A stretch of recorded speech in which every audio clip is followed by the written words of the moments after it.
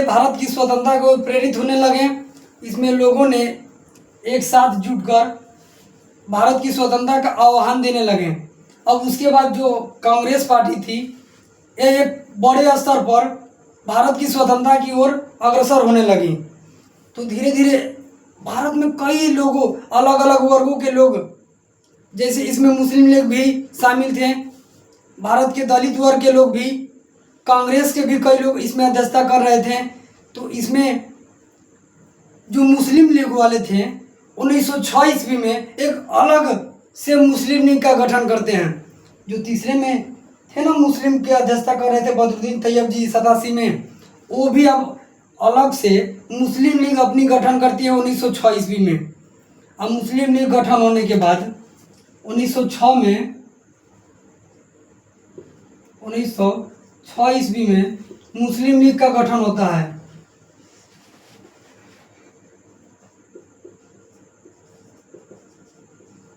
मुस्लिम league का गठन होता है।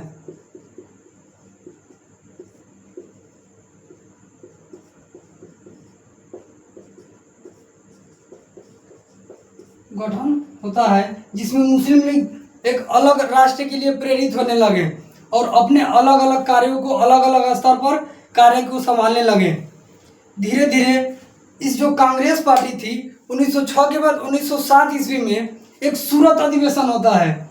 1907 में सूरत अधिवेशन के समय कांग्रेस में पहली बार फूट पड़ती है। उस समय जब कांग्रेस पार्टी में फूट पड़ी तो उस समय कांग्रेस के दो दल में विभाजित हो गए। कांग्रेस में जब 1907 का सूरत का अधिवेशन हुआ तो उस समय कांग्रेस पार्टी दो दलों में विभक्त हो गए। इसके एक दल का नाम था गरम दल और दूसरे दल का नाम था नरम दल। कांग्रेस के दो दलों में विभक्त हो गए, एक दल गरम दल और दूसरा नरम दल में।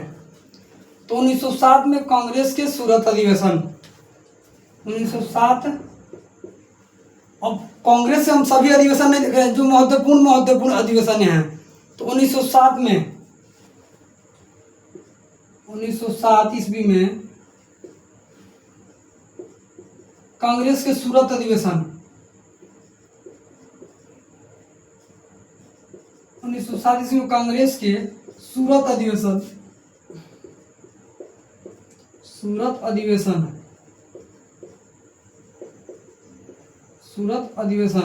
1907 ईस्वी में सूरत अधिवेशन में कांग्रेस जो पार्टी थी वह दो भागों में बट गई, एक नरम दल और एक गरम दल, दो दलों में विभक्त हो गई। तो सूरत अधिवेशन में दो दलों में विभक्त हो गई, एक गरम दल और दूसरा नरम दल।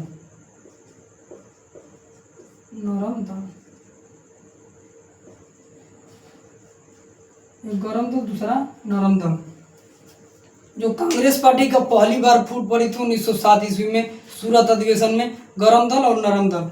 गरम दल एक वामपंथी विचारधारा के लोग थे।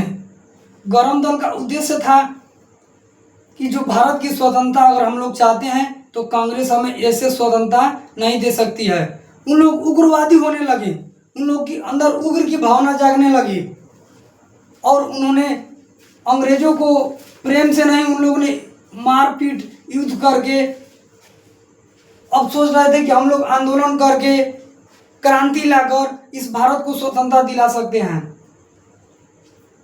गरम दल के नेता जैसे में बिपिन चंद्र पाल, बाल गंगाधर तिलक, लाला लाजपत राय, सुभाष चंद्र बोस, चंद्रशेखर आजाद, खुदीराम बोस, बहुत सारे इसमें जो गरम दल के नेता थे जो भारत की स्वतंत्रता के लिए कार्य कर रहे थे। और नरम दल के नेता जैसे महात्मा गांधी जी, पंडित जवाहरलाल नेहरू जी, मोतीलाल नेहरू जी, चित्तरंजन दास जी, इन लोग जो नेता थे, इन लोग सोच रहे थे कि भारत की जो स्वतंत्रता हो, एक भारत को शांतिपूर्वक भारत में स्वतंत्रता मिले, ऐसा न हो कि भारत में अशांति कर कर भारत की स्वतंत्रता मिले। उन लोग सोचते थे कि हम लोग अंग्रेजों से ऐसे बातचीत करके उन लोगों को हम धीरे धीरे अपने देश से उनको निकाल देंगे, लेकिन उन लोगों ने ऐसे जाने वाले नहीं थे। तो इसीलिए सूरत अधिवेशन 1907 में दो दलों में विभक्त हो गया, एक गरम दल, दूसरा नरम दल।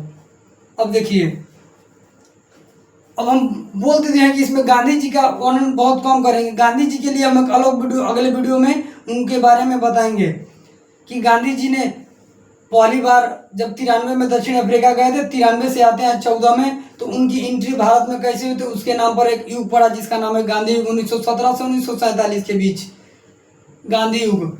तो उनके बारे में हम वर्णन नहीं करेंगे, उसका नेक्स्ट वीडियो में, अगले वीडियो में इसका हम वर्णन करेंगे। और सिर्फ गांधी जी के बारे में संक्षिप्त रूप से जो नेतृत्व किए हैं उसके बारे में, और गांधी जी के जीवन परिचय के बारे में एक अलग वीडियो हमने उसको नेक्स्ट वीडियो में हम लोग उसको ला देंगे, आप लोग उसको देख लीजिएगा। देखिए, अब जो सूरत अधिवेशन दो दलों में बढ़ गया, गरम दल, नरम दल। गरम दल में जानिए गए कि बाल पाल लाल, बाल पाल, अरे पाल बाल लाल, यानी पाल बिपिन चंद्र पाल, बाल गंगाधर तिलक, लाला लाजपत राय, चंद्रशेखर आजाद,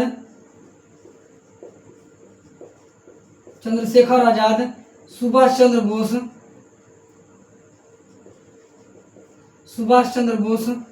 सुभाष लिख दिया है, और खुदीराम बोस,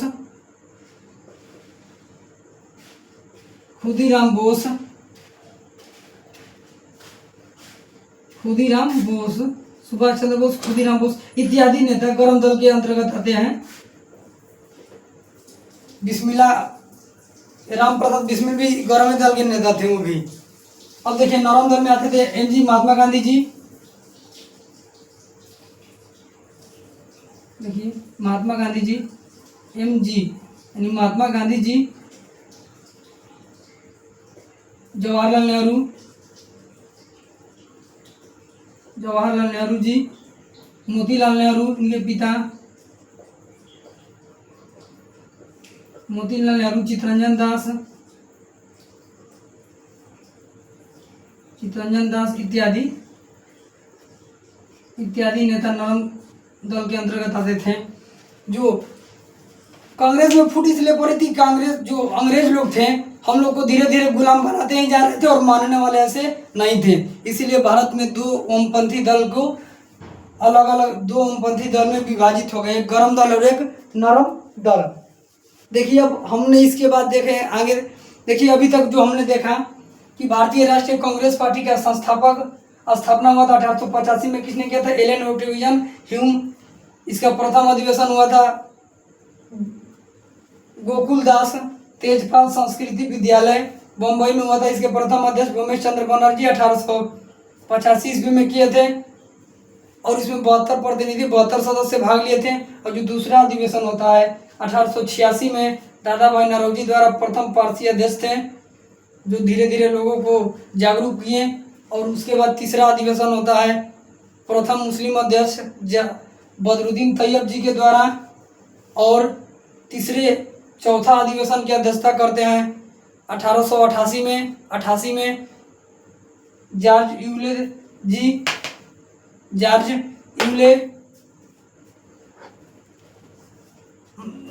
इलाहाबाद में। और उसके बाद प्रथम महिला अधिवेशन की अध्यक्षता करते हैं सरोजिनी नायडू जी। उसके बाद प्रथम महिला भारतीय सरोजिनी नायडू जी, और प्रथम महिला एनी बेसेंट जी 1917 में, सरोजिनी नायडू जी 1925 में अध्यक्षता करती हैं। उसके बाद 1906 में मुस्लिम लीग का गठन हुआ, जिसमें मुस्लिम लीग का उद्देश्य था कि एक अलग राष्ट्र की अवधारणा डाले, और एक अलग मुस्लिम लोग अलग रहकर सोच रहे थे कि हम लोग अलग रहकर एक अलग गठन करें। तो इसीलिए मुस्लिम लीग का गठन 1906 में किया गया था। अब उसके बाद 1907 ईस्वी में कांग्रेस का जो सूरत अधिवेशन हुआ, उस समय सूरत अधिवेशन में कांग्रेस पार्टी दो भागों में विभक्त हो गया, एक नरम दल और एक गरम दल। नरम दल के अंतर्गत आते थे महात्मा गांधी जी, पंडित जवाहरलाल नेहरू, मोतीलाल नेहरू, चित्तरंजन दास, बहुत सारे जो नेता थे इत्यादि, बहुत सारे जो नरम दल के अंतर्गत बातचीत के तहत भारत को स्वतंत्रता चाहते थे। उन्होंने सोचे थे कोई झगड़ा वाद विवाद न किया जाए, लेकिन नरम दल के नेता के बावजूद भी गरम दल के लोग सोच रहे थे कि नहीं, ये ऐसे अंग्रेज मानने वाले नहीं हैं, वो अगर हमें स्वतंत्रता देते तो हम लोग उनके विरोध खिलाफ ऐसे आवाज़ ही नहीं उठाते। इसीलिए हम लोग ने गरम दल के नेता बाल गंगाधर तिलक, बिपिन चंद्र पाल, लाला लाजपत राय, खुदीराम बोस, सुभाष चंद्र बोस, चंद्रशेखर आजाद, राम प्रसाद बिस्मिल जी इत्यादि कई नेताओं ने उग्रपंथी विचारधारा अपने अंदर अपनाई और उसके द्वारा भारत की स्वतंत्रता को प्रेरित होने लगे। अब उसके बाद धीरे धीरे 1908 ईस्वी आते आते एक भारत के विख्यात महापुरुष जो बहुत कम ही उम्र में शहीद हो जाते हैं, जिनका नाम है खुदीराम बोस, जो गर्म दल के नेता थे, गर्म दल के सदस्य थे। और वो गर्म दल के होते उन्होंने अपने 18 वर्ष की अवस्था में ही खुदीराम बोस को फांसी की सजा दे देते हैं अंग्रेज। उन्होंने जानते थे कि देश की भले ही आज़ादी के लिए लड़ते लड़ते उन्होंने हंसते हंसते शहीद हो गए, क्योंकि अंग्रेजों ने भारत के लिए बहुत अलग अलग अंग्रेज नीतियां अपना रहे थे। इन लोग एक उग्रपंथी विचारधारा के बन गए थे, इन लोग और सामने आ गए। जो नरम दल के नेता सामने नहीं आते थे, बातचीत के द्वारा सोच रहे थे कि भारत की स्वतंत्रता मिले, हम लोग अपने अलग अलग स्तर से करें, लेकिन इन लोगों ने उग्रवादी पंथी विचारधारा अपना ली। इसीलिए धीरे धीरे खुदीराम बोस जी को क्या हुआ, 1908 में अंग्रेजों द्वारा फांसी दे दिया जाता है और उनकी मृत्यु हो जाता है 1908 में। खुदीराम बोस जी का पहला बार कम उम्र में महापुरुष जिन्होंने शहीद हो गए, खुदीराम बोस। देखिए 1908 में खुदीराम बोस जी का क्या हो जाता है, फांसी की सजा दी जाती है। 1908 ईस्वी में खुदीराम बोस जी को फांसी की सजा दी जाती है। अब देखिए उसके बाद हम लोग देखते हैं भारतीय राष्ट्रीय कांग्रेस के बाद सूरत अधिवेशन हो गया। सूरत अधिवेशन में दो गर्म दल और नरम दल में विभाजित हो गए। और उसके बाद हम लोग देखते हैं अभी 8 में खुदीराम बोस को भी फांसी की सजा दी गई। बहुत कम उम्र में फांसी पर चढ़ने वाले क्रांतिकारी खुदीराम बोस, 1908 में फांसी की सजा दी गई थी। अब उसके बाद इनको फांसी देने से पहले और कांग्रेस में फूट पड़ने से पहले बंगाल विभाजन हुआ था 1905 में। 1905 में भारत में बंगाल विभाजन होता है। तो बंगाल विभाजन के बारे में देखिए थोड़ा सा जानते हैं। बंगाल विभाजन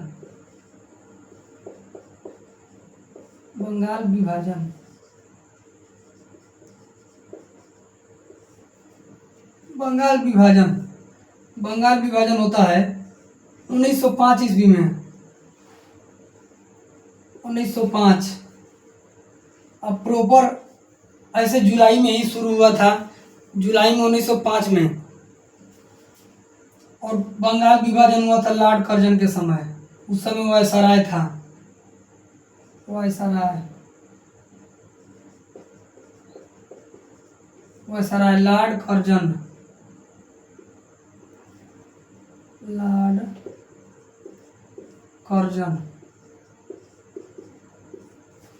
बंगाल विभाजन 1905 में होता है लॉर्ड कर्जन के समय। उस समय वायसराय थे लॉर्ड कर्जन।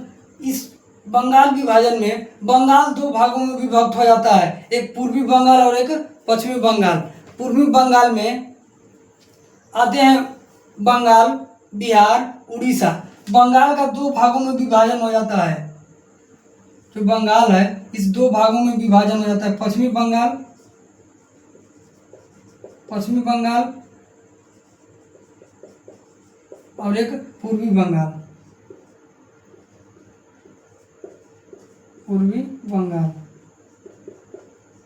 पश्चिमी बंगाल और पूर्वी बंगाल। पश्चिमी बंगाल में आता है पश्चिम बंगाल, बिहार, उड़ीसा। और इस पूर्वी में आते हैं बांग्लादेश,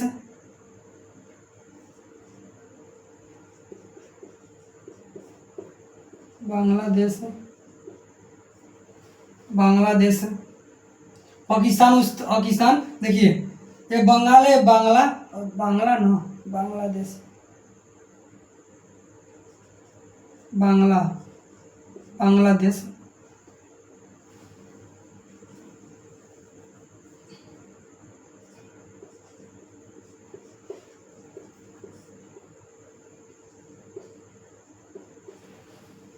देखिए बांग्लादेश, और बांग्लादेश में दो देश आते हैं, एक पूर्वी बंगाल में देखिए, पाकिस्तान भी उससे अलग हुआ तो बांग्लादेश बना। बांग्लादेश और पाकिस्तान उस समय अलग हुआ था तो एक अलग राष्ट्र था। जो बंगाल विभाजन हुआ 1905 में, उस समय अंग्रेजों का नीति था कि बंगाल को एक अलग अलग टुकड़ों में तोड़ दिया जाए और उन लोग के अंदर मतभेद हो जाए, ताकि उन लोग साथ एक जगह इकट्ठा ना हो पाए। उन लोगों को अलग अलग तोड़ दिया जाए, अलग किया जाए, ताकि उन लोग एक साथ भारत की आज़ादी के लिए, स्वतंत्रता के लिए एक साथ प्रेरित ना हो पाए। तो उसी समय बंगाल विभाजन हुआ 1905 ईस्वी में। सरकार द्वारा यह नीति अपनाई गई थी अंग्रेजों के द्वारा।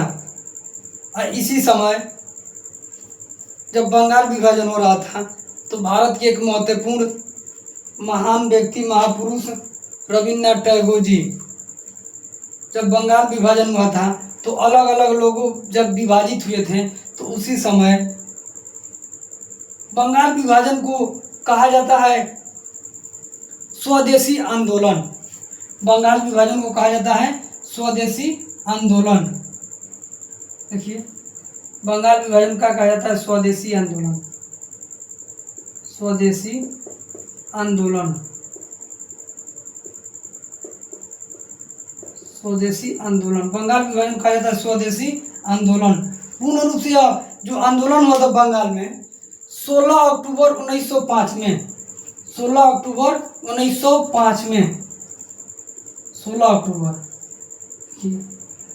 जो स्वदेशी आंदोलन है 16 अक्टूबर 1905, 16 अक्टूबर 1905 ईस्वी में, 1905 ईस्वी में स्वदेशी आंदोलन होता है। इस आंदोलन में, स्वदेशी आंदोलन में भारत में अलग अलग विभाजित हो गए, अलग अलग टुकड़ों में टूट गए। तो उसी समय रविन्द्रनाथ टैगोर ने भारत के लोगों को कहा कि ठीक है, हम लोग आज से अलग नहीं हैं, अपने में एक साथ मिलजुल कर रहेंगे और एक दूसरों से राखियां बांधकर संबोधित किए, और उसी दिन से राखी दिवस मनाया जाता है। और भारत में राखी का मनाने की परंपरा, रक्षाबंधन की परंपरा माना जाता है कि 1905 में बंगाल विभाजन के समय से भी हुआ है।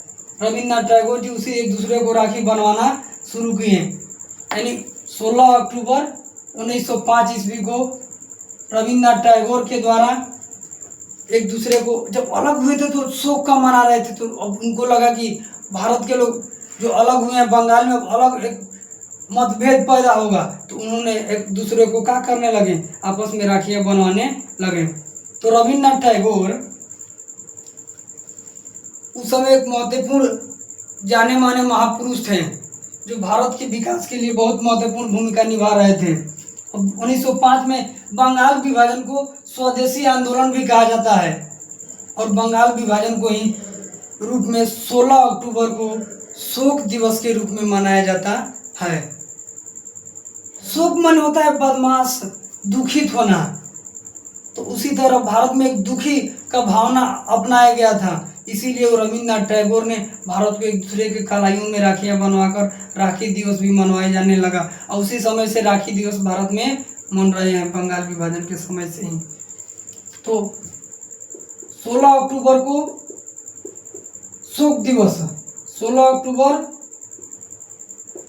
शोक दिवस, शोक दिवस, शोक दिवस कब मनाया जाता है? 16 अक्टूबर को।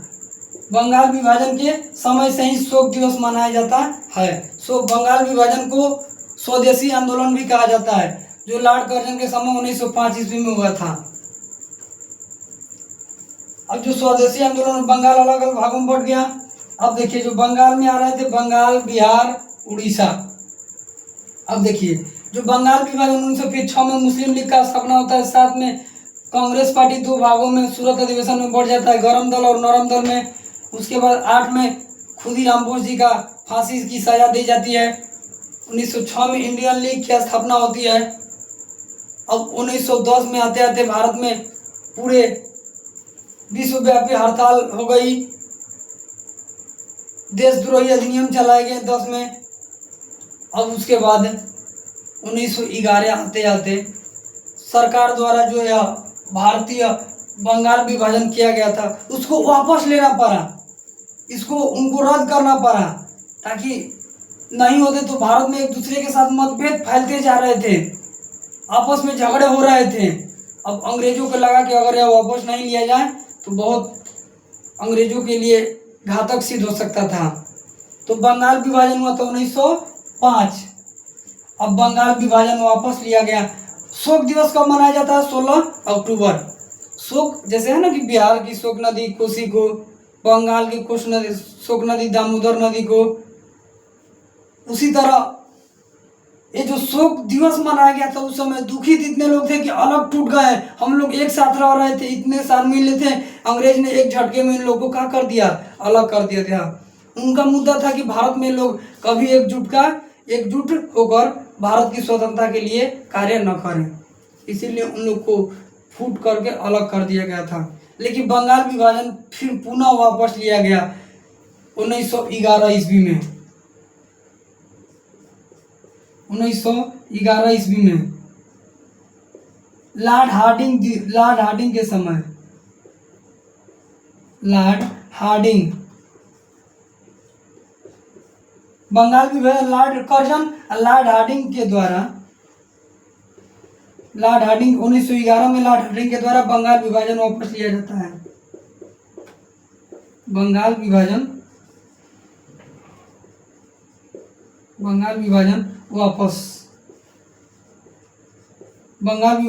वापस लिया गया।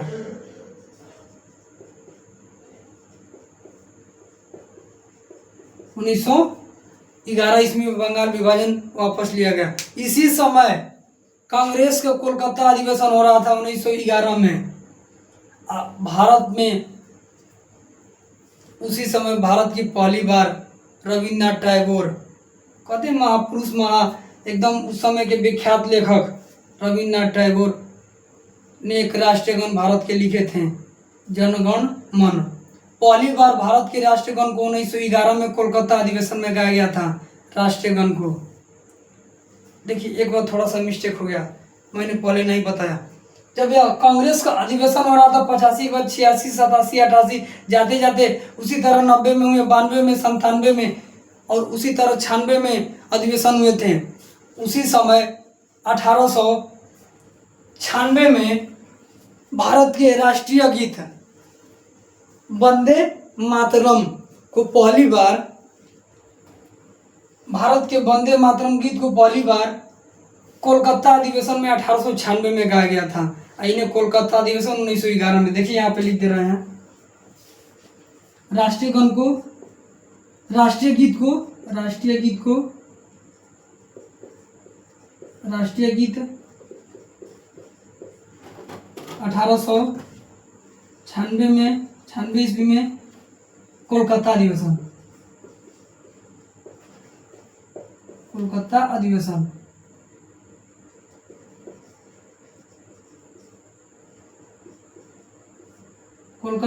में 1896 में कोलकाता अधिवेशन में राष्ट्रीय गीत को पहला बार गाया गया था। और 1911 ईस्वी में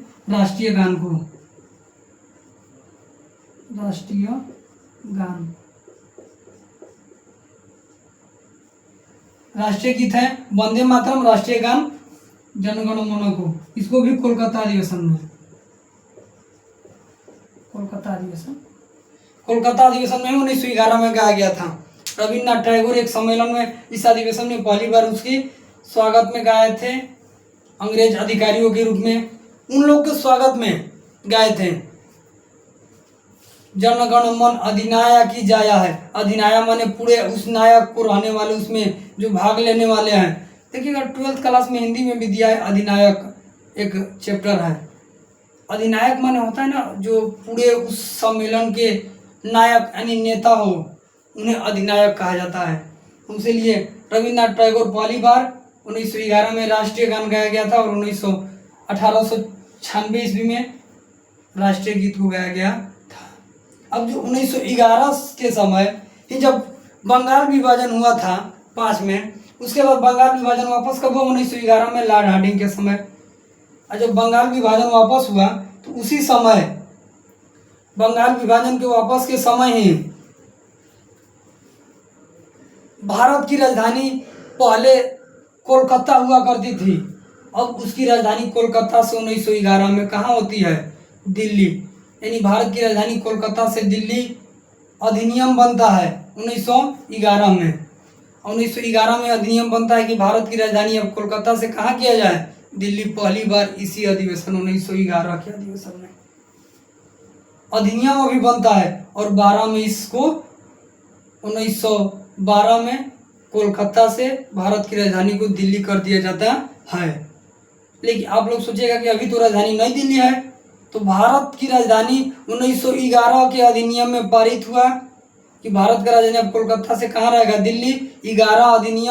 11 के अधिनियम में पारित हुआ और 12 में इसे कोलकाता से दिल्ली कर दिया गया और दिल्ली से नई दिल्ली 1991 में किया गया था। पहले कोलकाता से दिल्ली अधिनियम 1911 के अधिनियम में, अब 12 में किया गया था कोलकाता से दिल्ली में, अब उसके बाद 1991 में दिल्ली से नई दिल्ली, दिल्ली से नई दिल्ली। देखिए अब हम आगे चलते हैं, इसी में नीचे देख लीजिए थोड़ा सा। भारत का राजधानी पहले कहाँ था? भारत की राजधानी कोलकाता। भारत की राजधानी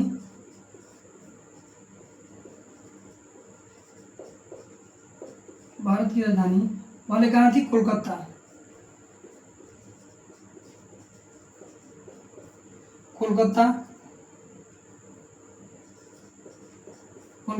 कोलकाता से 1911 अधिनियम में 1911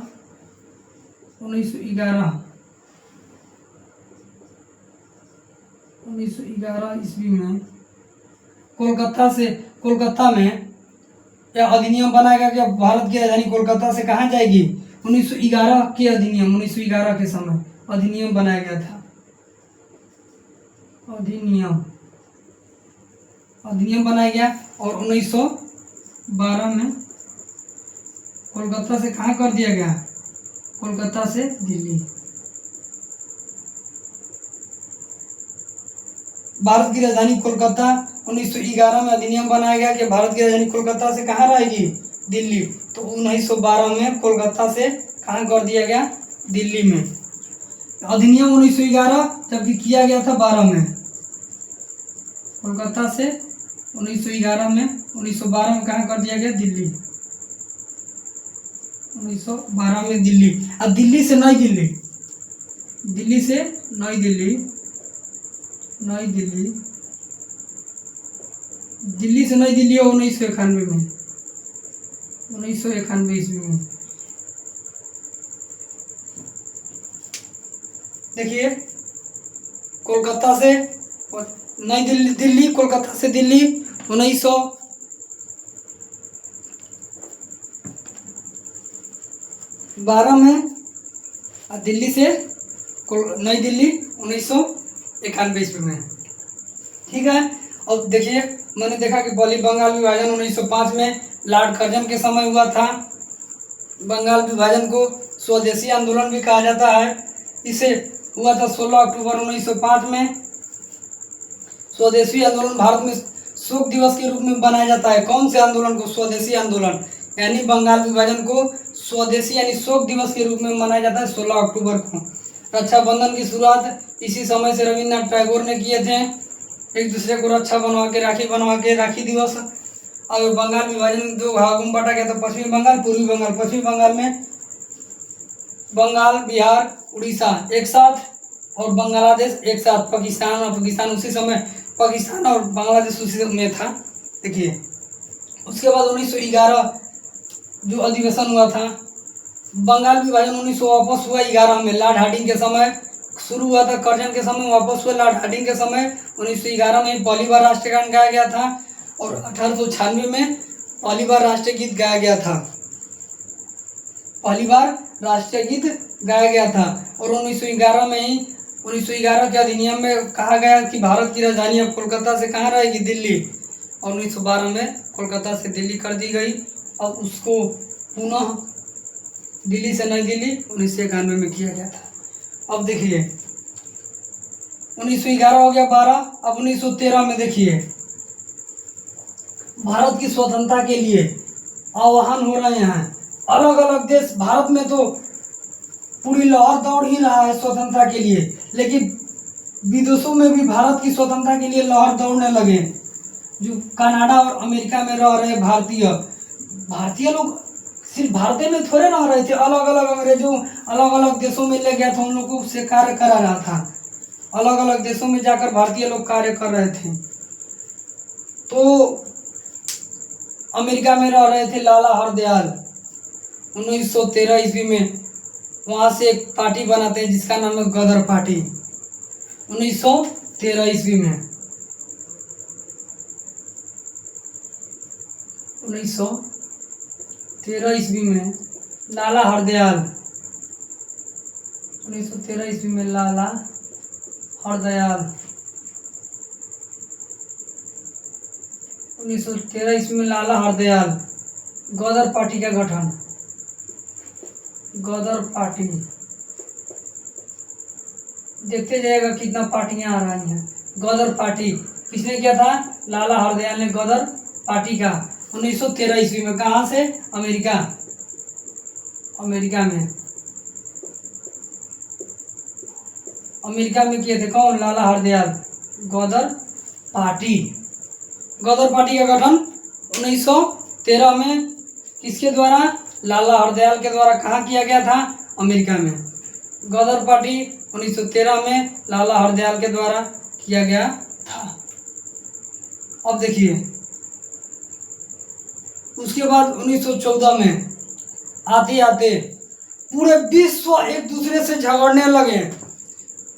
पूरे विश्व में युद्ध के लिए बौखलाहट पैदा हो गई। पूरे विश्व एक दूसरे से युद्ध के लिए प्रेरणा लाने, एक दूसरे से युद्ध के लिए प्रेरित होने लगे। तो प्रथम 1914 में शुरू होता है प्रथम विश्व युद्ध। हम बोल रहे थे कि प्रथम विश्व युद्ध के लिए एक अलग वीडियो रहेगा, तो मैं सिर्फ इतना ही कह रहा हूँ कि प्रथम विश्व युद्ध 1914 में, और उसके बारे में कुछ नहीं, क्योंकि प्रथम विश्व युद्ध पर सिर्फ अगर वीडियो बनाया जाए तो 1.5 से 2 घंटा का वीडियो बनेगा प्रथम विश्व युद्ध पे। इसीलिए मैं इसको नेक्स्ट वीडियो में प्रथम विश्व युद्ध को अलग बना दूंगा, गांधी की जीवनी के पूरी परिचय के बारे में अलग, द्वितीय विश्व युद्ध के बारे में अलग, इसीलिए मैं इसमें नहीं अभी इंक्लूड कर रहा हूँ, सिर्फ लिख दे रहा हूँ 1914 में प्रथम विश्व युद्ध, 1914 ईस्वी में प्रथम विश्व युद्ध, प्रथम विश्व युद्ध 1914 में प्रथम विश्व युद्ध। सुन लीजिए थोड़ा मोड़ा कि 1914 में प्रथम विश्व युद्ध शुरू हुआ था। कारण था कि जर्मनी द्वारा, अरे ऑस्ट्रिया के एक राजकुमार थे आर्कड्यूक फर्डिनेंड, कहा जा रहा था कि साराजेवो जो है बोस्निया का राजधानी, वहीं उनको ऑस्ट्रिया के राजकुमार को हत्या कर दिया गया है। राजकुमार की हत्या करने के चलते पूरे ऑस्ट्रिया में भयानक एक दूसरे के अंदर भावकलाहट। जो राजकुमार थे इतने विख्यात थे कि वो अकेले प्रथम विश्व युद्ध को रोक कर रखे थे, और उनके हत्या के बाद पूरे अलग अलग देशों में यह अवहेलना फैलने लगी। उधर जर्मनी एक अलग तनाशाह देश के रूप में कार्य कर रहा था। उस सोचिए रहा था कि जब मंतव्य छेड़े तो उस समय दोषी ठहराया गया, शुरू हुआ, तो उसके बारे में हम अलग चर्चा करेंगे। 1914 ईस्वी में प्रथम विश्व युद्ध हुआ। अब प्रथम विश्व युद्ध में अंग्रेजों के तरफ से भारत के लोग लड़ रहे थे।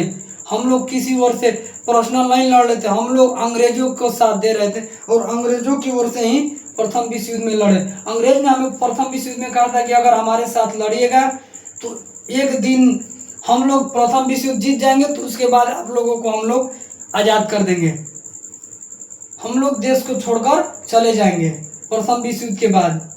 लेकिन वो प्रथम विश्व युद्ध धीरे धीरे चलता गया, लेकिन उसमें कोई बदलाव परिवर्तन हो ही नहीं रहा था। उन लोगों ने हमें और से गुलाम बना ही जा रहे थे। तब भारतीयों को लगा कि हमें स्वतंत्रता स्वयं हमको खुद से अपनी मेहनत कर ही स्वतंत्रता को प्राप्त करनी होगी। अंग्रेज हमें स्वतंत्रता प्राप्त करने वाले नहीं हैं। अभी धीरे डिपेंड थे कि 14 चलिए हम लोग अंग्रेजों के साथ लड़ते हैं, हो सके जीत जाए तो छोड़कर चले जाएंगे देश, हम लोग को स्वतंत्र कर देंगे, लेकिन ऐसा होने वाला भी नहीं है। देखिए 1915 ईस्वी में आते आते इस फिल्म के खतरनाक हीरो के रूप में आते हैं जिनका नाम है महात्मा गांधी। वो अब इस फिल्म में पहली बार हीरो के रूप में एंट्री करते हैं। और महात्मा गांधी जब भारत में आते हैं 1915 ईस्वी में 9 जनवरी 1915 को 9 जनवरी को हमेशा भारत में प्रवासी दिवस के रूप में मनाया जाता है। और महात्मा गांधी पहली बार भारत में आ रहे थे दक्षिण अफ्रीका से, उससे कई बार आए थे, लेकिन भारत के लिए स्वतंत्रता को आज़ाद के लिए पहली बार आए थे। और 9 जनवरी को प्रवासी दिवस मनाया जाता है। जब महात्मा गांधी भारत आते हैं तो अंग्रेजों ने उन्हें एक शिक्षित पढ़े लिखे महान व्यक्ति समझा, और उन्होंने जान रहे थे कि समाज में कुछ अलग ही कार्य करेंगे, तो उन्हें आते ही महात्मा गांधी को एक उपाधि दिया जिसका नाम है केसर हिंद की उपाधि। अब मैं महात्मा गांधी के ज़्यादा इसके बारे में नहीं कहना चाहूँगा, इनके लिए एक अलग वीडियो मैंने महात्मा गांधी के परिचय के बारे में बना दूंगा, जो नेक्स्ट वीडियो में आप लोग कहिएगा तो नेक्स्ट वीडियो में ही बनाएंगे इसको, इसलिए महात्मा गांधी के बारे में भी चर्चा भी नहीं करेंगे। सिर्फ महात्मा गांधी 1914 में और 15 में आते हैं, 9 जनवरी 1915 में भारत आते हैं, तो अंग्रेजों द्वारा उन्हें उपाधि दिया जाता है नाम है केसर हिंद की उपाधि। 9 जनवरी प्रवासी दिवस मनाया जाता है। कब आते हैं? प्रथम विश्व युद्ध 14 हुआ था। अंग्रेज भारत के लोग कहाँ लगे थे? प्रथम विश्व युद्ध में अंग्रेज की तरफ से महात्मा गांधी का यहीं पर एंट्री होता है। कब? 9 जनवरी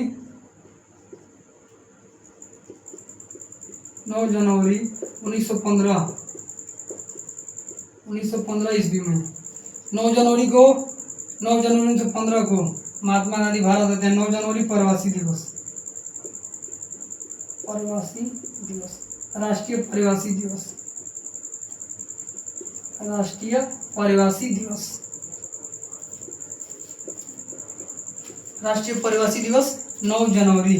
अब महात्मा गांधी कौन आते हैं? महात्मा गांधी एम जी माने महात्मा गांधी जी 9 जनवरी 1915 को भारत में आते हैं और राष्ट्रीय प्रवासी दिवस के रूप में मनाया जाता है। 9 जनवरी 1915 में महात्मा गांधी भारत आते हैं, उसी समय से राष्ट्रीय प्रवासी दिवस मनाया जाता है। अब देखिए जब महात्मा गांधी आए तो भारत के लिए एक अलग प्रेरणा स्रोत बन गए और भारत की स्वतंत्रता के लिए, भारत की आज़ादी के लिए एक अलग ही आह्वान फूंक देते हैं। और उन्होंने देश की स्वतंत्रता के लिए लोगों को जागरूक करने लगा कि अंग्रेजों के साथ रहने से कुछ होने वाला नहीं है, हमें खुद स्वतंत्रता के लिए लड़ना होगा, हमारी लड़ाई है। हमें वो कह रहा है, भले ही आश्वासन दे रहा है, लेकिन देखते ही हैं कि अगर हमें छोड़कर चला जाए तो अच्छा ही होता, लेकिन वो ऐसे करने वाले अंग्रेज नहीं थे। हम लोग प्रथम विश्व युद्ध में भाग लिए, अब 14 भी बता 14 एक वर्ष बीत गया, 15 भी धीरे धीरे बीतने ही वाला है अब, लेकिन अंग्रेज हमें कुछ बोल नहीं रहे थे। अभी उस समय युद्ध में लड़ रहे थे उनके साथ, उस समय वो मित्र राष्ट्र की ओर से युद्ध लड़ रहा था। अब देखिए 1916 में 1916 देखिए 1915 ईस्वी में मदन मोहन मालवीय, 1915 में ही मदन मोहन मालवीय हिंदू विश्वविद्यालय हिंदू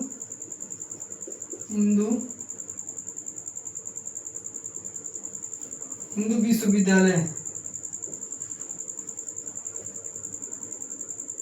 हिंदू विश्वविद्यालय का स्थापना करते हैं।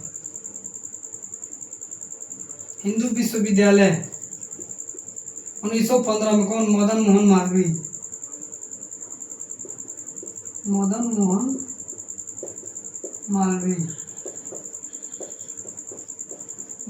मालवीय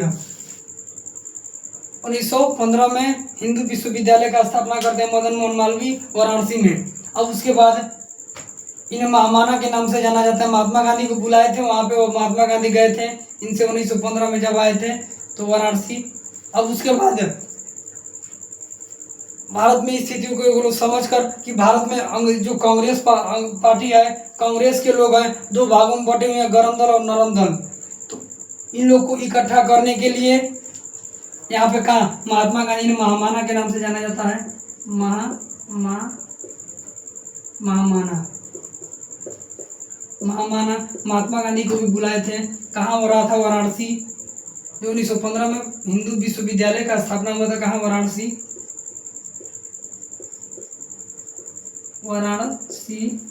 उसमें कहाँ पहुंचे थे महात्मा गांधी भी? महात्मा गांधी को भी बुलाया गया था। कहाँ? वाराणसी में महात्मा गांधी भी गए थे, उसमें शामिल हुए थे।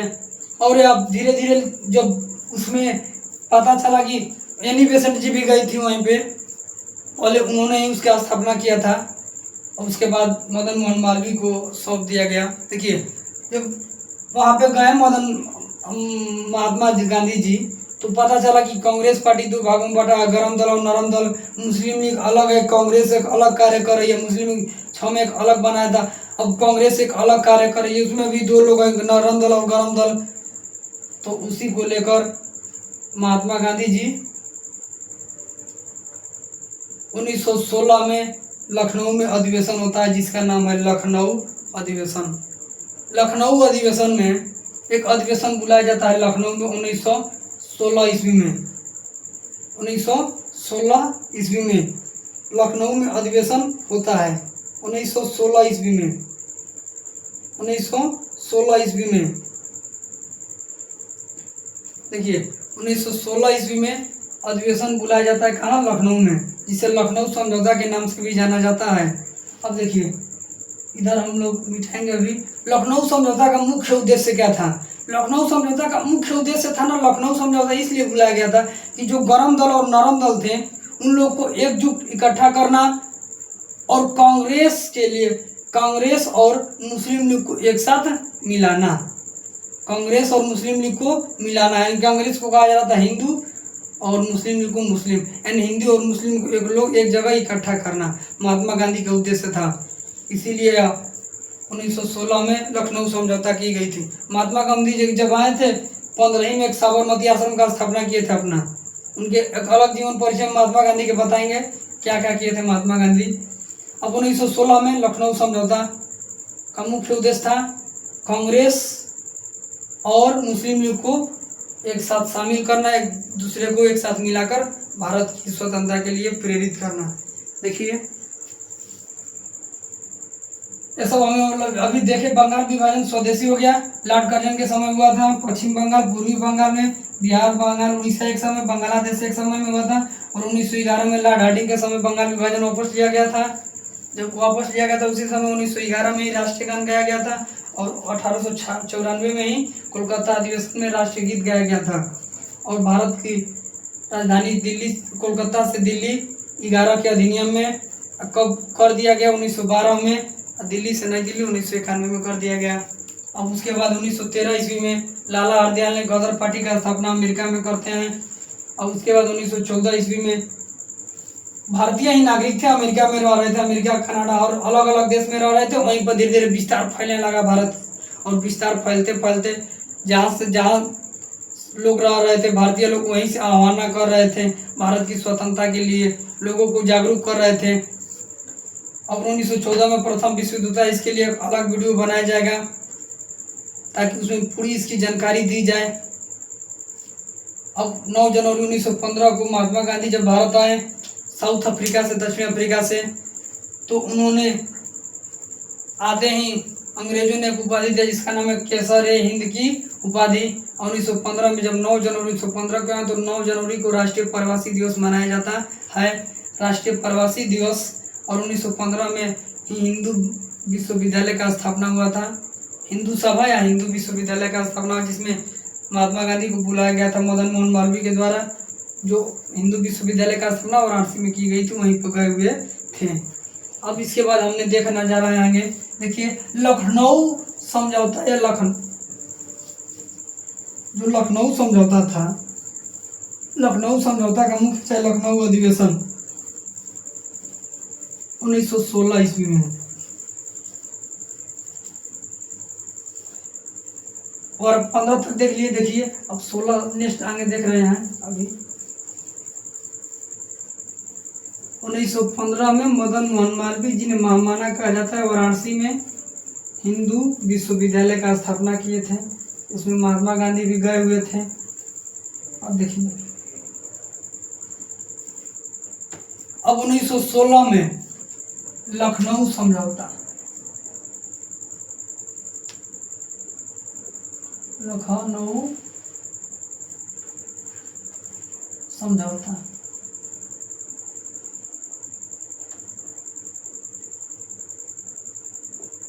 लखनऊ समझौता, लखनऊ समझौता हुआ था 1916 ईस्वी में।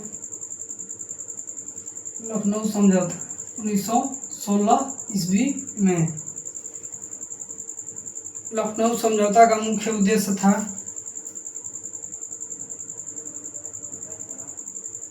कांग्रेस और मुस्लिम लीग, कांग्रेस और मुस्लिम लीग को एकत्रित करना।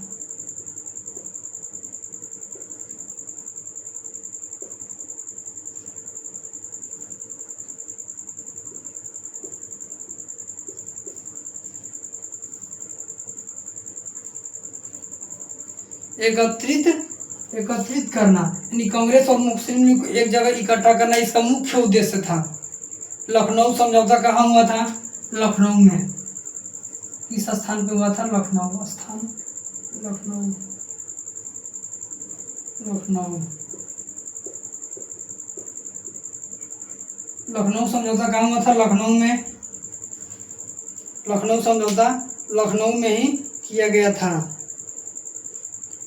1916 में। और लखनऊ समझौता हुआ था लखनऊ में, उसमें महात्मा गांधी भी गए थे। बिहार से किसान राजकुमार शुक्ल भी गए हुए थे। मदन मोहन मालवीय भी पहुंचे थे। बहुत सारे लोग इस जो लखनऊ समझौता उसमें शामिल हुए थे। तो इस समझौता में जब गए हुए थे कई लोग, तो इसका मुख्य उद्देश्य था कि मुस्लिम लीग और कांग्रेस लीग को एक जगह एकत्रित करना, एक दूसरे के साथ मिलाना। इसीलिए इसे मुस्लिम लीग समझौता भी कहा जाता है। कांग्रेस मुस्लिम लीग इसे कहा जाता है। कौन सी? कांग्रेस लीग, कांग्रेस लीग, कांग्रेस मुस्लिम लीग, कांग्रेस मुस्लिम लीग, इकट्ठा लीग, कांग्रेस मुस्लिम लीग। लखनऊ समझौता को कांग्रेस मुस्लिम लीग के नाम से भी जाना जाता है, जो 1916 ईस्वी में हुआ था। अब इसी समय कांग्रेस के भी दो अलग अलग हुए थे, गरम दल और नरम दल। जो कांग्रेस थे ना, कांग्रेस देखिए, कांग्रेस मुस्लिम लीग है ना, मुस्लिम लीग, इसमें जो इसमें थे गरम दल प्लस नरम दल। गरम दल और नरम दल भी एकत्रित इकट्ठा हुए थे इसी समय। लखनऊ समझौता में सबको एकत्रित कर दिया गया। अब गरम दल नरम दल फिर क्या हुआ? एक दूसरे के साथ मिल गए और फिर कार्य करने लगे।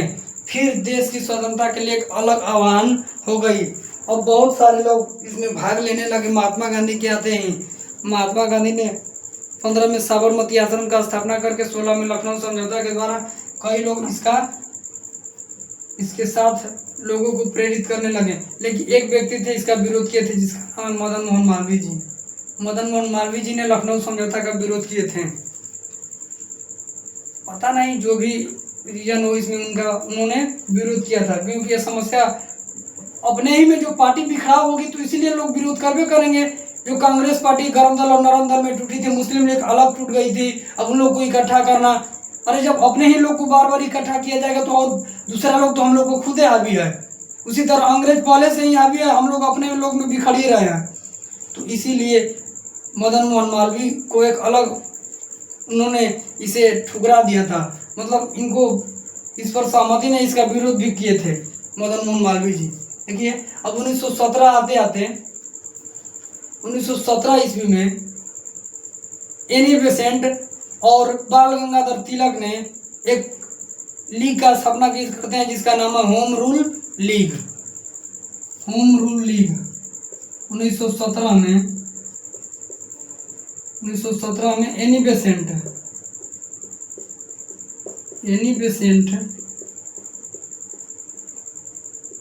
बेसेंट प्लस बाल गंगाधर तिलक, बाल लिख देते हैं, बाल माने बाल गंगाधर तिलक। कौन सा league? Home rule league. Home rule league.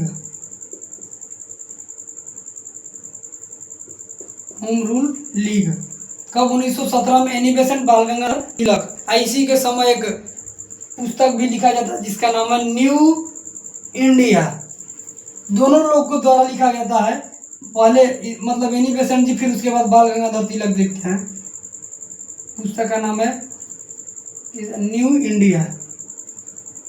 देखिए यहाँ न्यू इंडिया किताब थी, जौन किताब new India.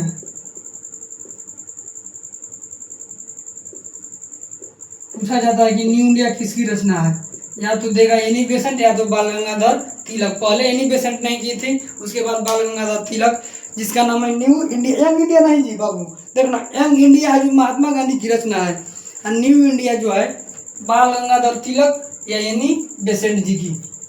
Home rule league कब हुआ था? 1917 में। किसके बीच? एनी बेसेंट बाल गंगाधर तिलक, एनी बेसेंट बाल गंगाधर तिलक के बीच।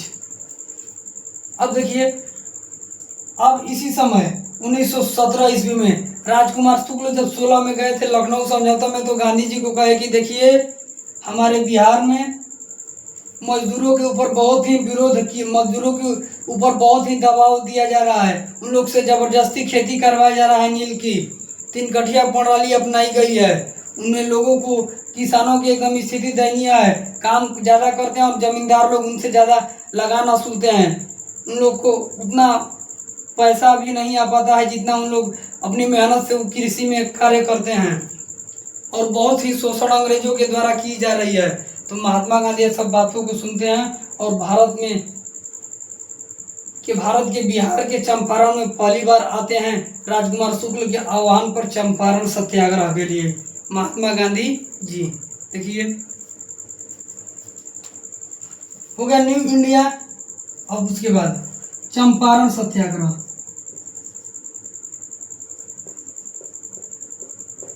चंपारण सत्याग्रह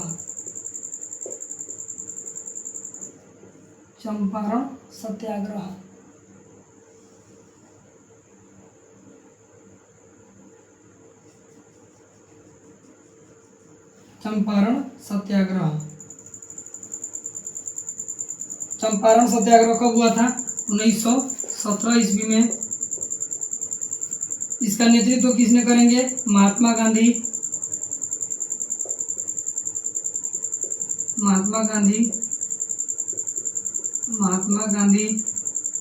कहाँ होगा? बिहार के चंपारण में। चंपारण बिहार। किसने बुलाया था? राजकुमार शुक्ल किसान थे। राजकुमार शुक्ल नहीं, किसको बुलाए थे? महात्मा गांधी जी को।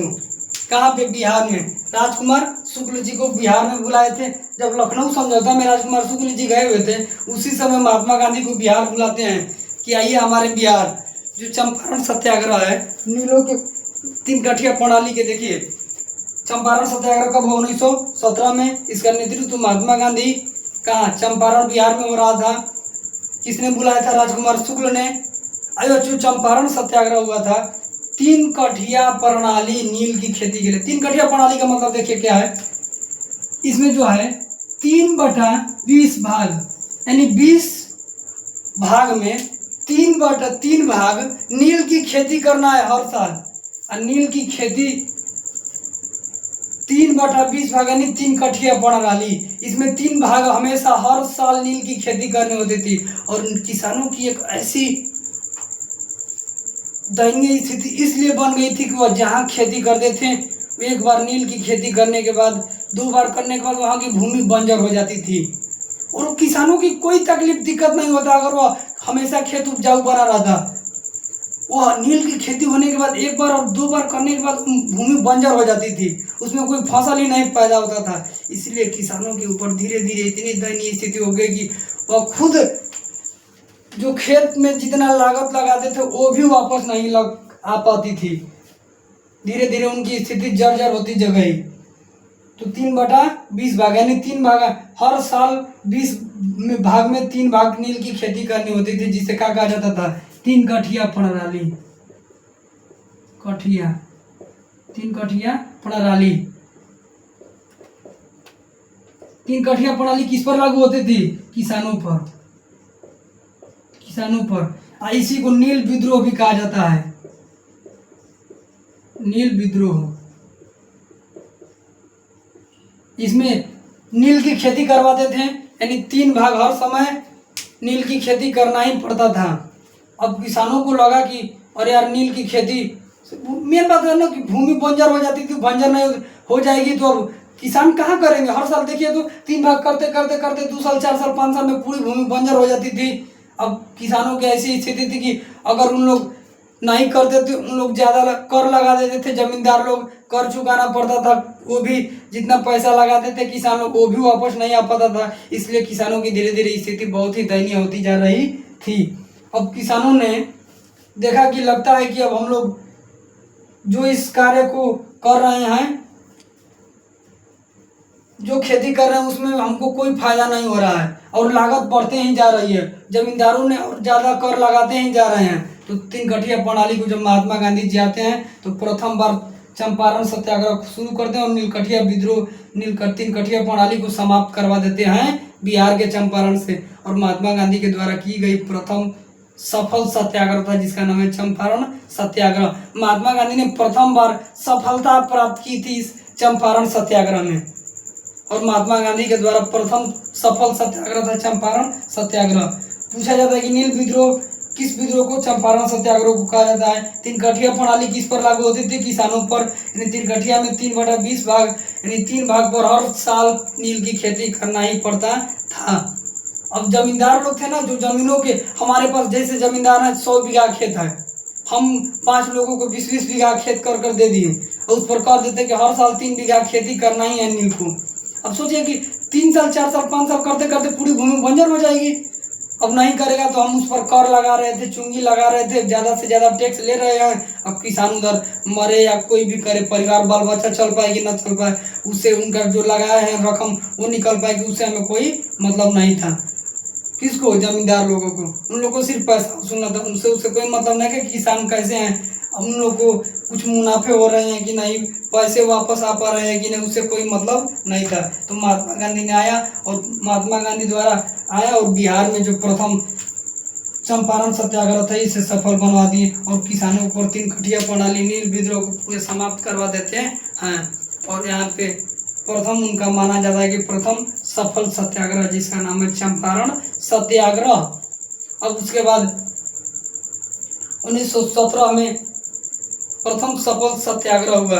अब देखिए उसके बाद जो महात्मा गांधी हैं 1917 में सफल सत्याग्रह के बाद 1918 में गुजरात में जाते हैं खेड़ा।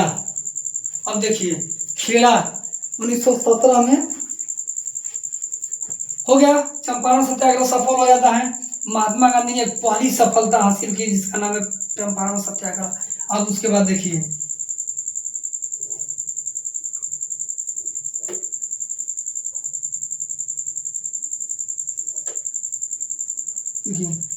अब उसके बाद होता है 1918 में 1918 ईस्वी में 1918 ईस्वी में 1918 ईस्वी में खेड़ा आंदोलन, खेड़ा सत्याग्रह, खेड़ा सत्याग्रह 1918 में खेड़ा सत्याग्रह। देखिए खेड़ा सत्याग्रह कहाँ होता है? गुजरात के खेड़ा जिला से, खेड़ा जिला। कहाँ पड़ता है गुजरात में?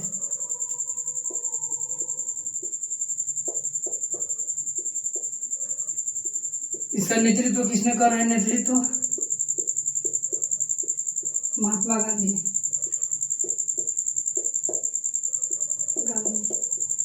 इसका मुख्य उद्देश्य था किसानों की नील विद्रोह चंपारण में। इसका भी नेतृत्व महात्मा गांधी जी कर रहे हैं। नेतृत्व। अब जो इसका मुख्य उद्देश्य था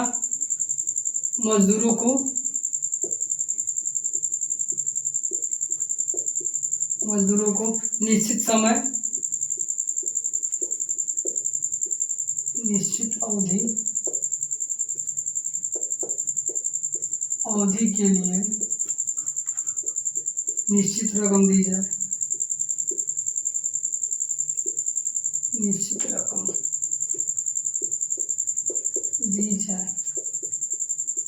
इसका मुख्य उद्देश्य था ना कि जो मजदूर किसान थे एक निश्चित समय काम करे, उन लोग को निश्चित समय के लिए निश्चित रकम दी जाए। ये नहीं कि काम करें 20 घंटा और मिले मजदूरी 4 घंटा का 10 घंटा का। उन लोगों ने पहले क्या थे कि अंग्रेज लोग इतना हम लोग को जुर्म करते थे ना कि काम करवाते थे 20 घंटा 18 घंटा और मजदूरी तो बहुत नाम मात्रा देते थे। और नहीं कर, अरे यार अब उन लोग का ही राज चल रहा है, हम लोग करेंगे नहीं तो मिलेगा वो भी पैसा नहीं, इसलिए मजबूरन हम लोग को। और बच्चे छोटे छोटे बच्चों को भी काम करवाते थे उन लोग का मतलब था कि हम लोग को इतना इन लोग को गुलाम बनाते। नारा दिया था उन लोगों ने, फूट डालो और राज करो। इन लोग को आपस में अलग अलग तोड़ दो, परिवार और जो बाल बच्चा अलग अलग तोड़ दो। उन लोग को अब साथ रहबे नहीं करेंगे ना, एकजुट होकर हम लोग से लड़ेंगे।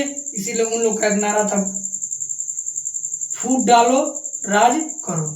अब सब जब टूट जाएंगे, हम लोग इकट्ठे ही नहीं रहेंगे, अलग अलग जगह पर रहेंगे, तो क्या हम लोग अपन एकत्रित बनाएंगे, उन लोग से विरोध लड़ेंगे। इसीलिए नारा था, फूट डालो राज करो। अंग्रेजों ने बहुत अच्छी नीति अपनाई थी भारत के खिलाफ, लेकिन भारतीय लोगों को समझ में नहीं आ रहा था कि हम लोग उनका ही प्रथम विश्व युद्ध में साथ दिए। हमको लगा कि उन लोग कर रहे हैं तो हम लोग को आज़ादी नहीं कर देंगे, लेकिन वो ऐसे करने वाले नहीं थे। सत्याग्रह, प्रथम सत्याग्रह सफल हुआ। उसके बाद खेड़ा जिला में गुजरात में हुआ। महात्मा गांधी हत्या कर रहे हैं। मजदूरों को एक अवधि और निश्चित समय में निश्चित रकम की मांग की गई। इसमें धीरे धीरे किसान अंग्रेजों द्वारा कई बार लड़ने के बाद यह खेड़ा सत्याग्रह भी सफल होता है। खेड़ा सत्याग्रह के सफल के बाद इसमें मजदूरों की एक निश्चित रकम मिलने लगी। छोटे से 14 वर्ष से कम उम्र के बच्चे को काम करने के लिए मनाही कर दिया गया था। 14 से कम उम्र के बच्चे, यानी कम से कम 6 से कम उम्र के बच्चे काम नहीं कर सकते थे। कम से कम 14 वर्ष के बच्चे ही रहेंगे तब उसमें काम करेंगे। यह नियम बनाया गया और बताया गया कि अगर मजदूर निश्चित काम करते हैं 12 घंटा 8 घंटे या 18 घंटा काम करते हैं, उन्हें एक निश्चित पैसे या रकम दिया जाए ताकि उनसे उनका परिवार चल सके, बाल बच्चा चल सके, उन पर ज़्यादा जुर्म न किया जाए। यह भी महात्मा गांधी के द्वारा सफल हुआ खेड़ा सत्याग्रह। अब उसके बाद आता है धीरे धीरे अंग्रेजों ने भारत को तोड़ने के लिए, भारत में जो एकत्रित पैदा हो रही थी उसको तोड़ने के लिए बहुत बड़ा नीति अपनाता है, जिनका नाम है, एक एक्ट लाते हैं जिनका नाम है रोलेट एक्ट। रोलेट एक्ट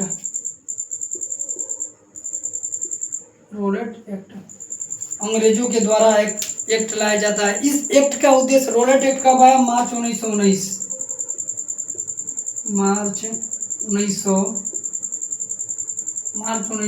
ईस्वी में।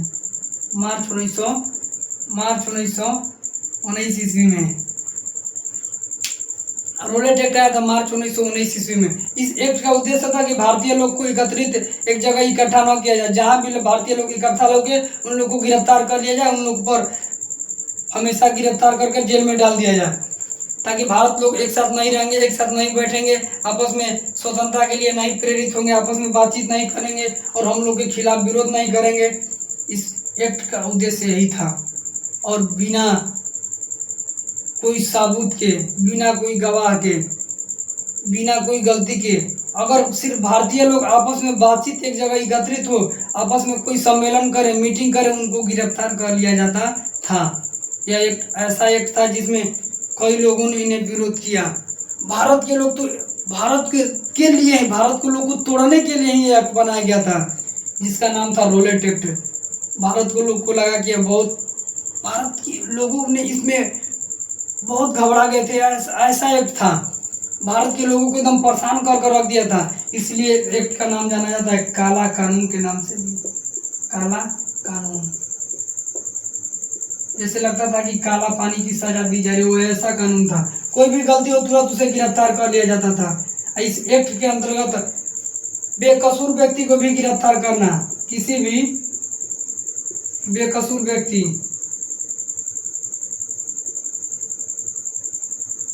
बेकसूर व्यक्ति को गिरफ्तार करना,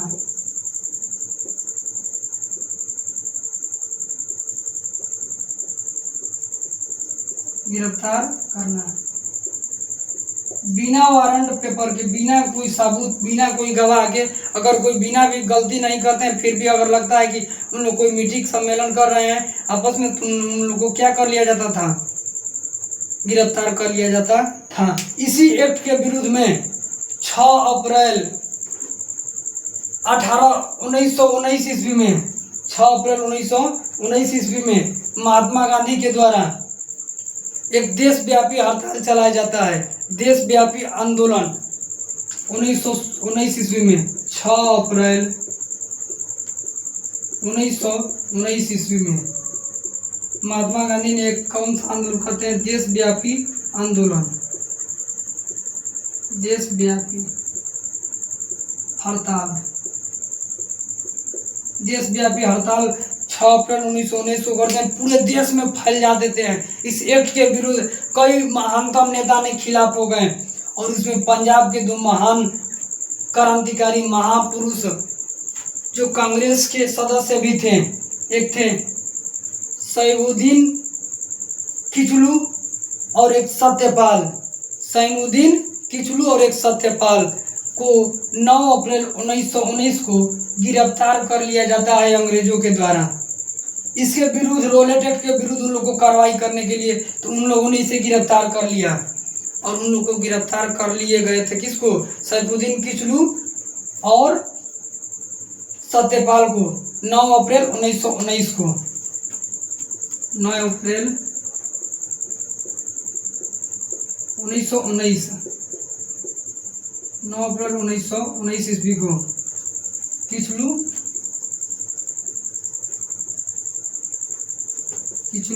एवं सत्यपाल, जो दोनों कांग्रेस के सदस्य भी थे और एक महत्वपूर्ण नेता थे, जो अमृत पंजाब में बहुत विख्यात नेता थे, सत्यपाल और किचलू। इनको लोगों को क्या किया, अंग्रेजों ने गिरफ्तार कर जेल में बंद कर दिया।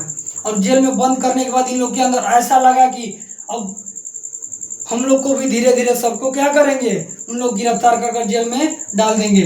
उसी समय रोलेट एक्ट के विरुद्ध में ऐसा लगा लोगों को कि लगता है कि ऐसी कानून है कि बिना अपील, बिना वकील और बिना दलील वाला कानून है। इसीलिए इससे लोगों ने एक ऐसा कानून कहा कि बिना अपील, बिना वकील, बिना अपील, बिना वकील, बिना वकील और बिना दलील, बिना दलील वाला कानून है, कानून है। बिना अपील, बिना दलील और बिना अपील, बिना अपील, बिना वकील और बिना दलील वाला कानून कहा जाता है किसे, रोलेट एक्ट को। धीरे धीरे इस सरकार को रोलेट एक्ट को फिर पुनः वापस लेना पड़ा। पुनः वापस लेने से पहले ही देखिए यहाँ लखनऊ समझौता हुआ था 1916 ईस्वी में, कांग्रेस और मुस्लिम लीग को एकत्रित करने के लिए स्थान लखनऊ में हुआ था। इसे लखनऊ समझौता के नाम से जाना जाता है, कांग्रेस मुस्लिम लीग समझौता के नाम से। इसमें कांग्रेस के 2 गरम दल और निराम दल को भी एकत्रित किया गया था। इसमें 1917 में एनी बेसेंट और बाल गंगाधर तिलक ने होम रूल लीग का गठन किया था। उनके द्वारा पुस्तक अपनाई गई थी न्यू इंडिया, न्यू इंडिया। देखिए यहाँ पे हम मिट कर रहे हैं इसको,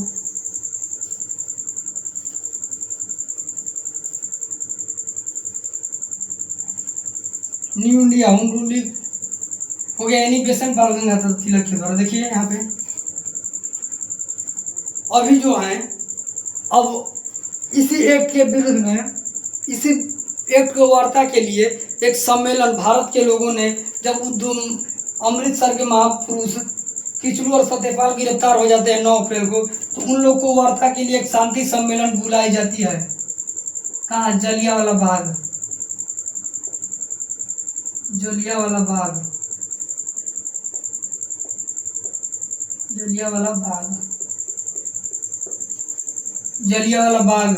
देखिए जलियांवाला बाग जो जगह है अमृतसर के पंजाब में स्थित है, इसमें सम्मेलन बुलाया गया था, शांतिपूर्ण सम्मेलन। इसमें 79 लोग आपस में कोई शांति हुआ था कि हम लोग जो उन लोग को इस एक्ट को कैसे खत्म किया जाए, और जो मेरे 2 क्रांतिकारी किचलू और सत्य गिरफ्तार हुए उन्हें कैसे छुड़वाया जाए। उन लोग को छुड़वाने के लिए ही यह कार्य किया जा रहा था। और यह शांतिपूर्ण सम्मेलन में जाना गया था कि जनरल ओ डायर ने,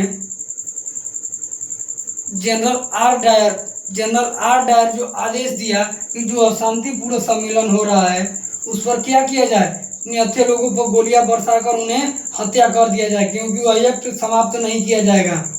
और उसी समय जनरल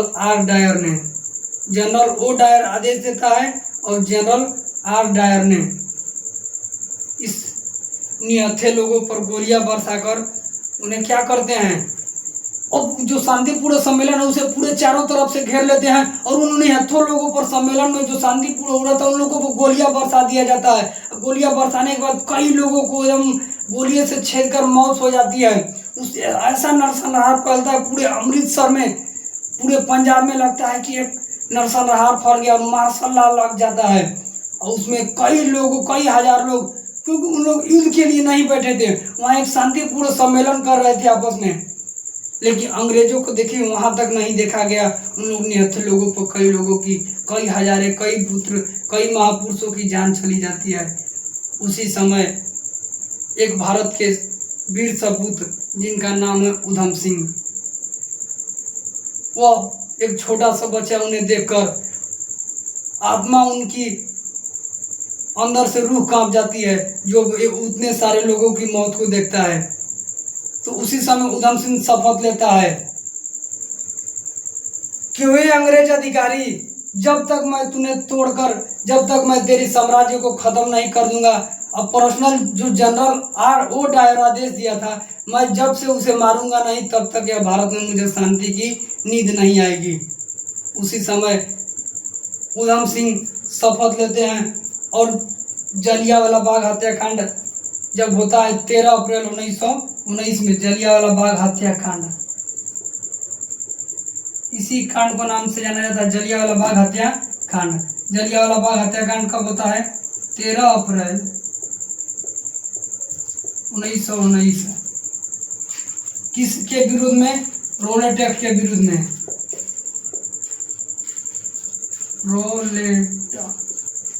रोलेट एक्ट के विरुद्ध में।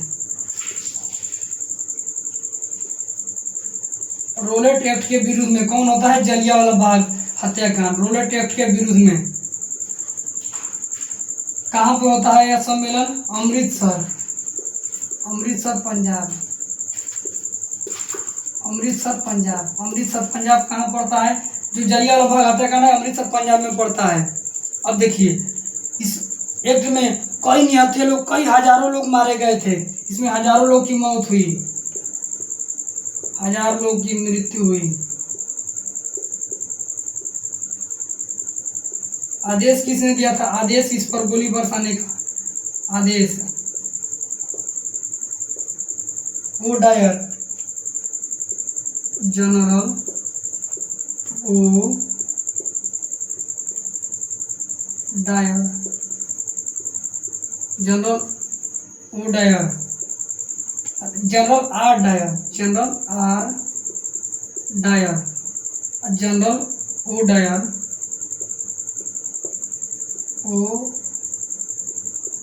ओ डायर ने उस पर क्या कर दिया था? गोली बरसा दिया गया था। जनरल आर डायर के बाद जो गोली बरसा दिया, कई लोगों की हत्या हो गई, उसमें उधम सिंह बच जाते हैं और उससे उसी दिन से संकल्प लेते हैं कि जब तक मैं जनरल आर डायर को खत्म नहीं कर देता हूं तब तक मुझे शांति की नींद नहीं आती है। और जनरल ओ डायर ने इसकी बदला लेने के लिए अलग अलग होटलों में अलग अलग जगहों पर आकर काम करते हैं और 21 साल मेहनत करते करते 21 साल काम करते करते उन्होंने 21 साल बाद लंदन में एक सम्मेलन हो रहा था 13 मार्च 1940 को। उसी समय सोचिए 21 साल तक याद रखे रहते हैं कौन, उधम सिंह, सिर्फ देश की बदला लेने के लिए, देश में जो इतने लोग शहीद हुए थे उनके बदला लेने के लिए। और उधम सिंह लंदन के वार्ता सम्मेलन में जाते हैं और उसी समय उधम सिंह ने 13 मार्च 1940 को जनरल आर डायर को उस सम्मेलन में गोली मारकर हत्या कर देते हैं। और उन्होंने जब गोली मारी, उनकी हत्या की, तो जब गोली अपनी जो हथियार थी वापस कर रहे थे उस समय उनके जो सिक्योरिटी फोर्स थे वो उसे लेने के जो राइफल है, हथियार, जो उन्होंने साफा सरेंडर कर दिया। उन्होंने सिर्फ मतलब था कि हमें जनरल ओ डायर को खत्म करना है, क्योंकि उन्होंने ही एक आदेश से इतने सारे लोगों की हत्या कर दिया था। सोचिए 21 साल तक इतनी लंबी उम्र में, और खुद कहा था कि मैं अपने आप को सरेंडर करता हूँ, मुझे मार दूं। मेरा किसी व्यक्ति तो झगड़ा नहीं था, मेरा सिर्फ झगड़ा था जनरल आर डायर से कि मैं जब से जनरल आर डायर की खत्म नहीं कर दूंगा तब तक मुझे शांति की नींद नहीं आने वाली है। और जनरल आर डायर के मारने के बाद उन्होंने अपने सरेंडर कर देते हैं और उस दिन से एक उधम सिंह जैसे महापुरुष, भारत में कई महापुरुष पैदा हो गए। अब लगता था कि भारत की स्वतंत्रता धीरे धीरे एक अलग चरम सीमा पर पहुंच चुकी थी। तो 1900 जनरल ओ डायर ने गोली मारवाकर हत्या कर दी। अब एक अमृतसर में पूरा मार्शल लॉ लग गया, पूरा सनहार फैल गई। अब लोगों को लग रहा था कि अब पंजाब में कई खतरे, कई सारे लोगों की जान जाने के चलते पूरे पंजाब में एक अलग ही माहौल बन चुका था। लोग एक दूसरे अंग्रेजों के खिलाफ एकदम युद्ध करने लगे, एक दूसरे के विरुद्ध हो गए। अब उसमें सोचिए छोटे छोटे बच्चे थे, बुजुर्ग लोग थे, महिलाएं थे, नवयुवक थे, कई महापुरुष थे, उसमें शहीद हो गए क्योंकि उन लोग निहत्थे लोग बैठे थे, आपस में वार्ता कर रहे थे।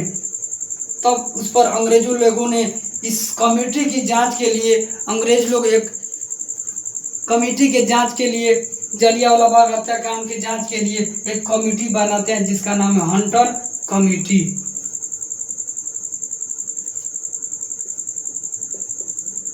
कमेटी बनाते हैं जिसका नाम है हंटर कमेटी। हंटर कमेटी कौन बनाते हैं? ब्रिटिश सरकार ने इस सम्मेलन की जांच के लिए कमेटी की नियुक्ति करता है जिसका नाम है हंटर कमेटी। अब भारत के लोग भी इस कमेटी की नियुक्ति के लिए कमेटी बनाते हैं मदन मोहन मालवीय की अध्यक्षता में।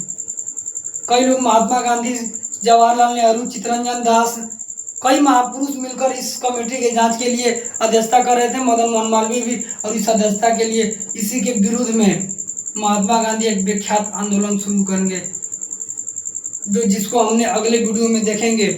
अभी तक जो संग्रहार हुआ उसके बारे में महात्मा गांधी एक साथ मिलकर इसकी जांच करेंगे और जांच के बाद एक आंदोलन शुरू करते हैं। यहीं से आह्वान पैदा होती है जिसका नाम है असहयोग आंदोलन, जिसको हमने नेक्स्ट वीडियो में अगले क्लास में देखेंगे। आज के लिए इतना ही। देखिए पहले जो हम लोग ने कराए इसका रिकॉल करा देते हैं। देखिए जो 1918 में खेड़ा सत्याग्रह हुआ था, खेड़ा जिला गुजरात में, इसका नेतृत्व महात्मा गांधी ने किया। इसमें मजदूरों को एक निश्चित समय में निश्चित काम करने के लिए एक निश्चित रकम दिया जाए और कम से कम 14 से कम उम्र के बच्चों को कार्य नहीं किया जाना चाहिए। और वो बच्चे जब 14 से अधिक उम्र के होंगे तभी उनको कार्य करना का नियम बनाया गया। और रोलेट उसके बाद 1919 में एक एक्ट आता है जिसका नाम है रोलेट एक्ट। रोलेट एक्ट में अंग्रेजों का महत्वपूर्ण मुद्दा था कि जितने भारत के नागरिक हैं, भारत के नवयुवक हैं, उनको अलग अलग टुकड़ों में तोड़ देना, ताकि वो एक साथ रहें, ना अंग्रेजों के विरुद्ध कार्रवाई करें। उनको बेकसूर लोगों को बिना कोई कसूर के जरूरत उन्हें क्या कर दिया जाता था, जेल में गिरफ्तार कर लिया जाता था इस एक्ट के द्वारा। बिना वारंट पेपर, बिना सबूत, बिना गवाह के द्वारा इसमें किसी को क्या किया जाता था, गिरफ्तार कर लिया जाता था। और इस एक्ट को आया था जलिया रोलेट एक्ट मार्च 1919 में, मार्च 1919 में।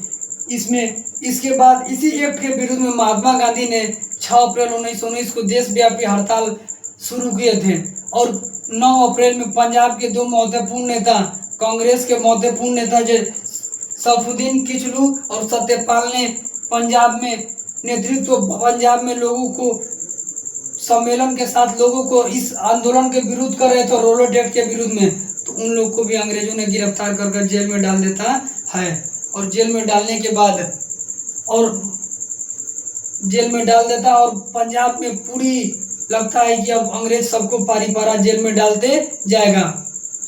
अब धीरे धीरे इसे एक काला कानून कहे जाने लगा, रोलेट एक्ट को काला कानून। लगता है कि जैसे अंग्रेज ने किसी को काला पानी की सजा दे रहा है। और इस कानून को बिना अपील, बिना वकील और बिना दलील वाला कानून कहा जाता है। अब इसी के विरुद्ध में भारत में जलियांवाला बाग हत्याकांड होता है। इसके रोलेट एक्ट के विरुद्ध में एक सम्मेलन हो रहा था, कहाँ पे, अमृतसर में। और उस सम्मेलन में जनरल आर डायर ने आदेश दिया कि जनरल ओ डायर को कि जितने सारे उस सम्मेलन में सबको जाकर उन्हें घेर लेते हैं, अपने सैनिक को लेकर उन 79 लोगों पर गोलियों के द्वारा कई बौछार किया जाता है, कई हजारों लोगों के खूनों के साथ शहीद हो जाते हैं। उन लोगों में लगता है कि जैसे पूरे अमृतसर में लाश फैले हुए हैं। और उस समय पंजाब में मार्शल लॉ लगा दिया जाता है। और पूरे इसी के खिलाफ भारत में एक युवक उधम सिंह ने शपथ लेता है कि जब से मैंने जनरल आर डायर के साम्राज्य को खत्म नहीं कर देता हूं, तब तक मुझे शांति की सुकून नहीं मिलेगी। उन्होंने लगातार 21 साल तक मेहनत करते रहे, हर जगह काम करते रहे, होटल में। उनको इसलिए नहीं कि उन्हें अपने पैसे इकट्ठा, इसलिए कि उन्होंने सिर्फ एक पिस्टल और एक 6 गोली खरीदने के लिए उन्होंने उतनी मेहनत कर रही थी। और 21 साल बाद जब उनके हाथ में एक राइफल आता है और 6 गोलियां उसमें भरकर, आज लंदन में एक सम्मेलन हो रहा था 1940 में, 21 साल बाद उधम सिंह ने जनरल आर डायर की हत्या कर उस दिन उनको सुकून मिलता है और अपने आप को सरेंडर कर देते हैं कि मैं अपने आप को सरेंडर करता हूं, मुझे सिर्फ किसी से झगड़ा नहीं, मुझे सिर्फ जनरल आर डायर से झगड़ा था। उन्होंने मेरे सामने हजारों लोगों, मेरे भारतीय लोगों को, निहत्थे लोगों को गोलियां बरसा दी थी और इतने सारों लोगों की क्या हुई थी, जान चली गई थी। और इसके बदले में अंग्रेज ने झूठा साबित करने के लिए कमेटी अपनी नियुक्ति करता है, जिसका कमेटी का नाम है हंटर कमेटी। फिर भी भारतीय लोग इस पर विश्वास नहीं करते हैं, खुद से अध्यक्षता करते हैं मदन मोहन मालवीय जी, इसकी जांच करते हैं, इसके लिए समितियां बनाते हैं। इसमें महात्मा गांधी, पंडित जवाहरलाल नेहरू, मोतीलाल नेहरू, चित्तरंजन दास, बहुत सारे विभिन्न गरम दल और नरम दल के नेता, मुस्लिम लीग के लोग भी मिलकर इस कमेटी की जांच करते हैं। और इसके बाद धीरे धीरे आगे विरोध करते करते आगे चालू होगा। अभी देखिएगा, हम लोग नेक्स्ट वीडियो में देखेंगे खिलाफत आंदोलन। महात्मा गांधी एक बहुत बड़ा जन आंदोलन शुरू करेंगे, असहयोग आंदोलन। उसके बाद देखेंगे कि अंग्रेजों की कैसे कैसे अंग्रेजों ने हमारे खिलाफ नीतियां अपना रही थी, हम लोग को तोड़ने का कार्य कर रहा था। फिर भी हम लोग स्वतंत्रता की प्राप्ति के लिए कई मेहनतें किए, कई प्रयासें किया हूँ ताकि हमारी देश की स्वतंत्रता को मिल सके। इसके बावजूद भी अंग्रेजों ने हमारे खिलाफ कितनी नीतियां अपनाई कि हमें तोड़ने की कोशिश कर रहे हैं, फिर भी हम टूटने वाले नहीं हैं। एक ना एक दिन भारत की स्वतंत्रता की प्राप्ति के लिए एक ना एक दिन कभी ना कभी स्वतंत्रता को प्राप्त ही कर लेंगे।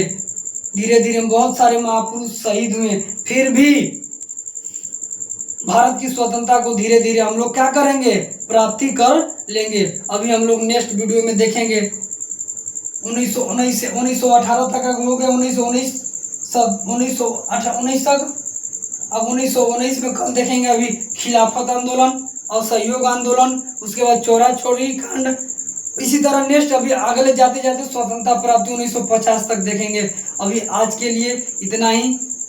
आपसे मैं उम्मीद रखता हूँ कि इस सब आप लोग को जो पढ़ाया गया है इसमें आप सब लोग अच्छे तरह से ध्यान से देखिएगा और अच्छे से समझ में आएगा।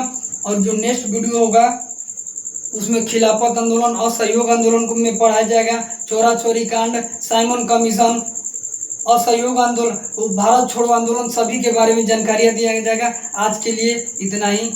अगर आपको यह वीडियो अच्छा लगे तो लाइक करें, सब्सक्राइब करें और ज़्यादा से ज़्यादा शेयर करें, ताकि आपकी परिवार आपके द्वारा ही आपको इसको बढ़ाने का कार्य करें, ताकि आपसे जितना ही इसे बढ़ाइएगा आपके लिए बेहतरीन से बेहतरीन हम लोग उस पर पढ़ाने का कार्य करेंगे।